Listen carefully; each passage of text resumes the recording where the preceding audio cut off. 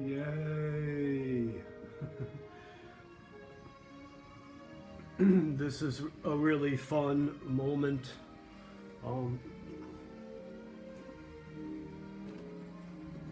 this is the back.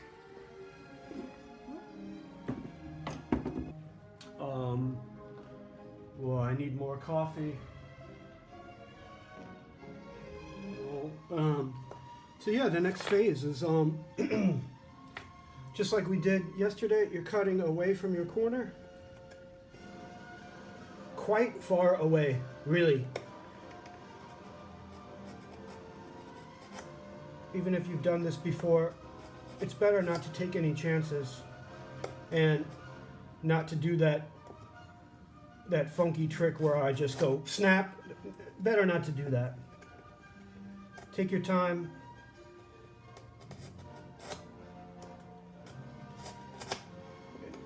Right. Oh, I almost just cut myself. Yeah.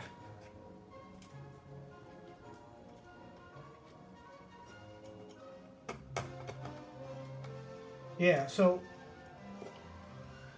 probably can't see, but it's just cutting it. It just splintered a little bit this way. That's why I cut very far away, so I'm still fine. But if you cut right up to you're like, oh, I'm going to cut right up to my corner and save myself some work. Don't do that. Right, so we're just cutting, same thing, cutting far away on all of these. Just be really careful. You'll feel it start to give. And then you can be careful and go from the other side. Whoa. Wow, what is going on? That never happened to me before. Violin making is very dangerous. Let me tell you quickly, violin makers die. What happens is they accidentally cut like an artery or something, you know, because they're working with sharp tools. I'll show you some tricks, like when you're carving wood. People say you never carve towards yourself. Well, a lot of times it's just impossible with lutherie. You have to. So one trick that you do is your elbow is actually on your body like this, and so your arm cannot move, and you're doing this, right? So watch, I'm carving towards my thumb, but my I can't actually go into my thumb because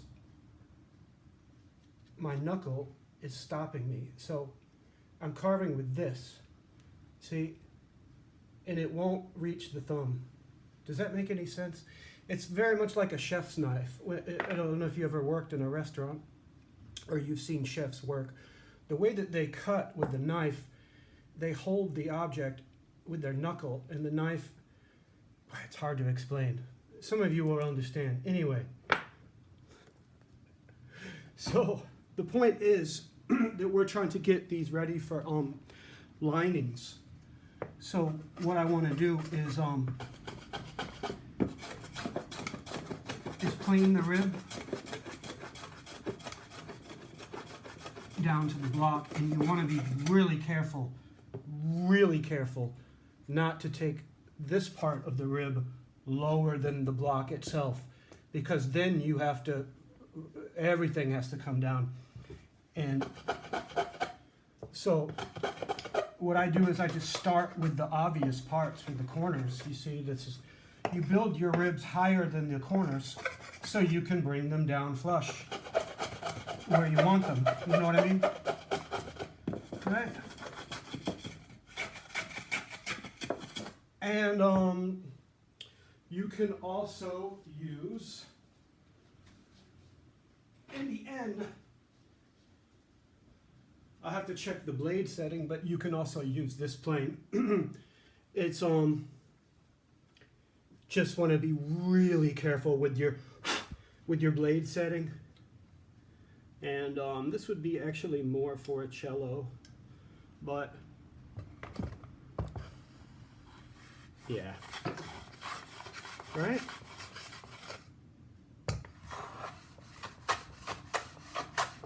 That's another way to do it.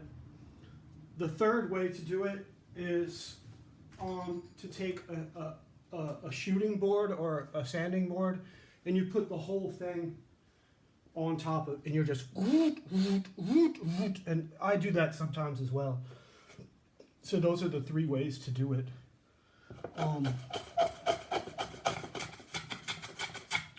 So as a safety measure, what you can do when you're at this phase is to take your calipers and your pencil.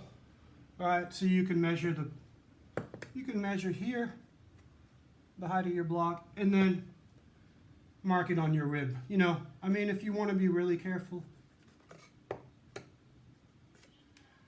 And then you can do that. You can do that all around the, you know, measure your block here, just to kind of give you a visual idea. Yeah. So I'm not going to bore you. This is. I love this. This Proxon. It's just a little mini table saw. And I don't know what Cremona says. I have 8. Well, I've got around 10 something, because, like I say, with this technique, I'm removing from the, from the ribs themselves. I'm going to be removing a lot. Once the ribs are glued to the back, I'm going to flip it, put it on the shooting board, and take away make the top block smaller than the rest. And the reason for that is that all these blocks are more or less even or of ascending height. And when the top block is a little bit shorter, it puts a little bit of tension on the top. You don't want to do too much, but it's a good idea to do. That's a very Cremonese trick. So the old men are saying the lining should be 8.5, so I'm doing 10. Oh, you got to plug it in.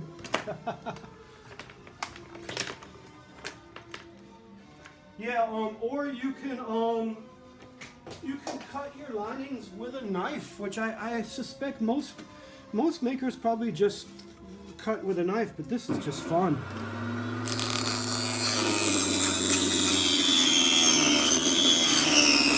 Yeah, that's actually way too thick. So let's go ahead and do.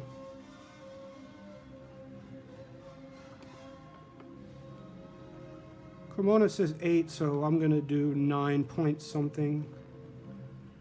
Keeping in mind that the reason I'm doing this is because the lining is going to stick up above the rib, and then I'm going to do the same thing that I did, flatten it all and get it ready, get it completely flat. So let's see what that looks like.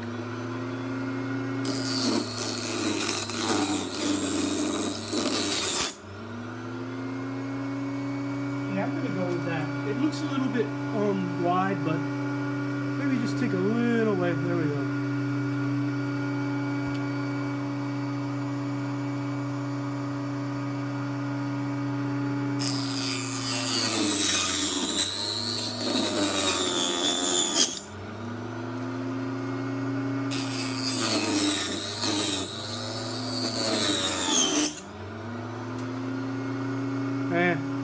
Too many flaws.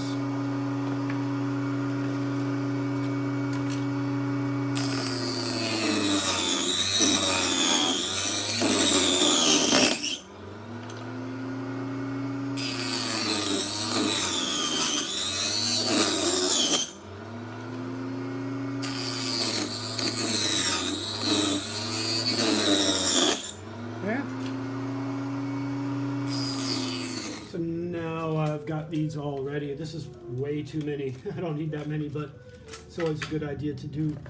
While the iron is heating, a good thing to do. The glue is now heating. I'm getting ready to bend. But when in that little time, it's a good idea to double check that you have tension on these if you're using this method. I love them.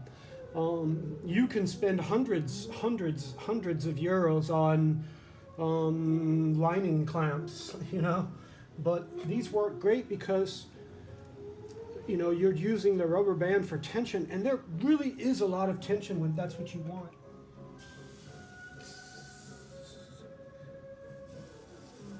That's a very satisfying noise. It's not actually rolling off. Your iron is hot. It's hot now, but when the bead of water rolls off, but we can roll. Yeah, so you really don't need to see the iron. It's the same, pretty much the same concept. You're heating the whole lining. Yeah.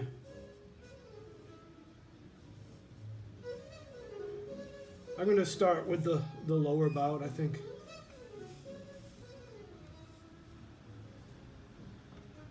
Right, so you're just, basically you're making a curve, right? And you have this in your mind, so you're looking at that little curve there, so that comes in right there, right? This is actually a lot of fun. Linings are fun. And they're pretty easy to do. Right? So, the way I do this, let me get this fitting a little bit better first.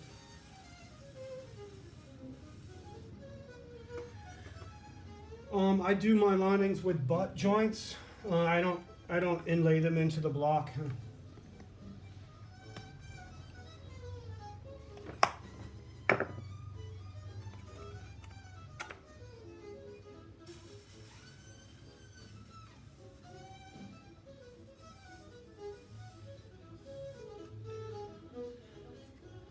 Right.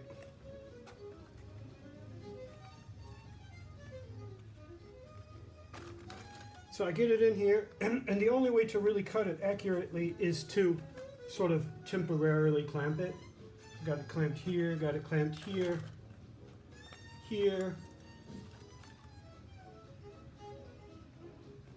here, and then you can kind of see where to cut. So I'm looking at my block and I'm looking at I'm going to cut above where I need to go for now. Right, I just make that little line there so I can see it. Then I remove it, cut in that spot.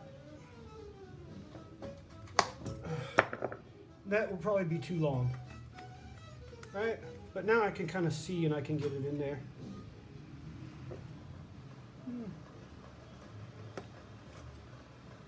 So I cut closer to where I want to go. And it should fit in here without glue. Right? You see there's these like little gaps, I'm trying to fix that.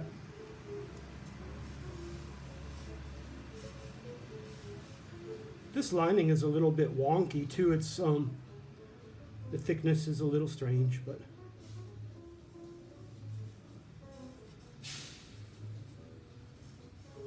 the idea is that it fits in here without glue. Wait a minute, did I just do that?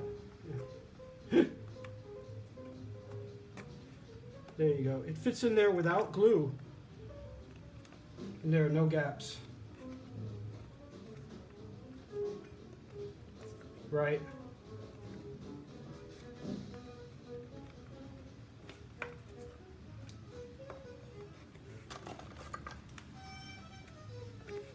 So I can temporarily clamp this.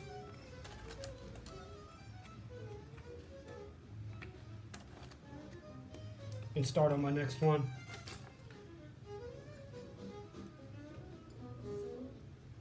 So let's do a C-bout because that's a little bit harder.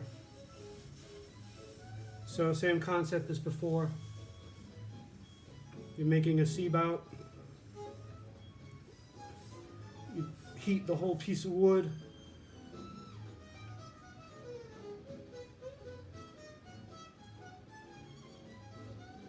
And actually, you know, it's not as pronounced as the C. It's just, what I do is I make a bend. You can even bend it off the iron.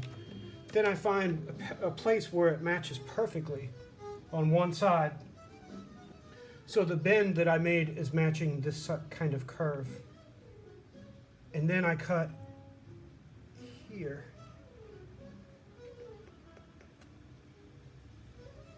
Right? I'm cutting at a diagonal. Oops. Okay, I need to sharpen this knife then.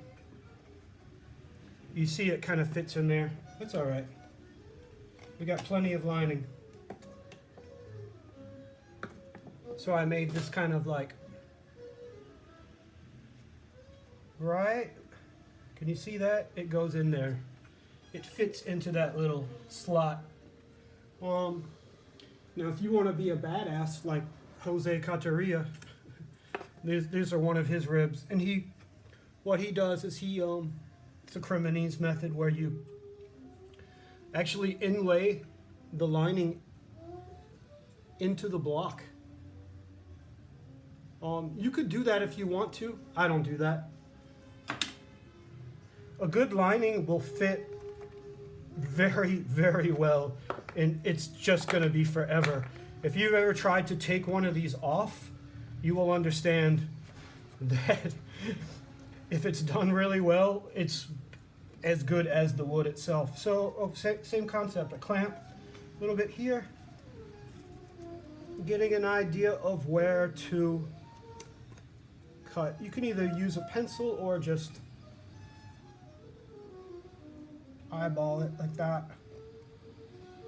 I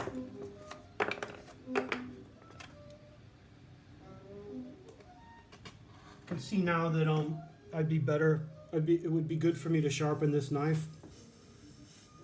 I did not sharpen it before I started. Right, so in theory this should kind of sit here without any glue.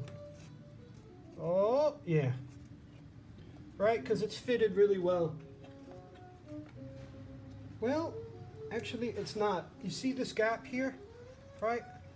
That means it's too long, or doesn't have enough bend. So we're just gonna shave a tiny, tiny, tiny, tiny bit off.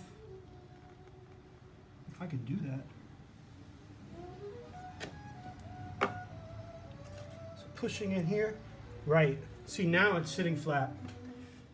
And that's what you want. You do not want any gaps of air. You want this to fit really well, because if it's not fitting well, it's possible that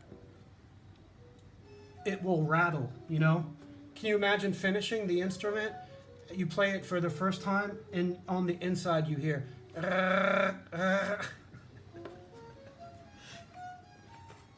Actually, I don't know if you can see here, there's a little bit of gap, so I need to police that a little bit with some bending. So, you can take your time with this. Linings cost nothing. These are just wood scraps. Right, so now I'm actually, because I had that breakout issue, I'm actually going right at the level of my block, when normally you would want to put them a little bit above the ribs, you know, because in the end you want them to be even. So, but this is going to be fine, right? So then we're going to glue one. I'm going to show you how to glue one. I may just ow, I just burnt myself. Normally I would not have the iron this close to my workspace, because it's hot. I can turn it down some. It's on 5.5. It goes up to 11. No, I'm just kidding. It goes up to 6. Right, so then I'm putting my my clothespins on there. And I'm taking a pencil and I'm marking that line. I'm marking the lining here, you know, and that tells me where to glue, how much, you know, where to glue, and where I am going to place the lining when I'm gluing. So let me just check my glue. You can't really see. Now it's rolling off the brush. Nice. This is ready to go. So I'm going to go ahead and glue my center. All right. Got my clamps. And the way to do that is not too much. Really, you have plenty of time. Just do it a little bit. And now I got my pencil line. And what I'm doing is I'm rolling the brush to get, because you have glue on one side. Yeah. And you just squeeze it in there.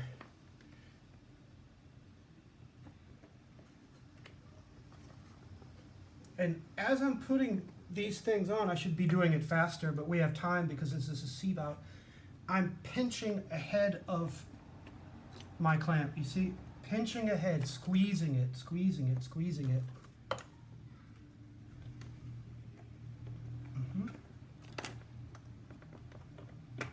Oops. Yeah. Right. So now, I'm going to go ahead and do this one. Now, the lower bouts are a little bit more difficult. You got to be fast. So,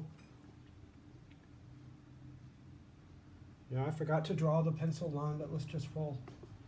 Coming along, starting here, rolling my brush, right? And it actually fits right in there. Right.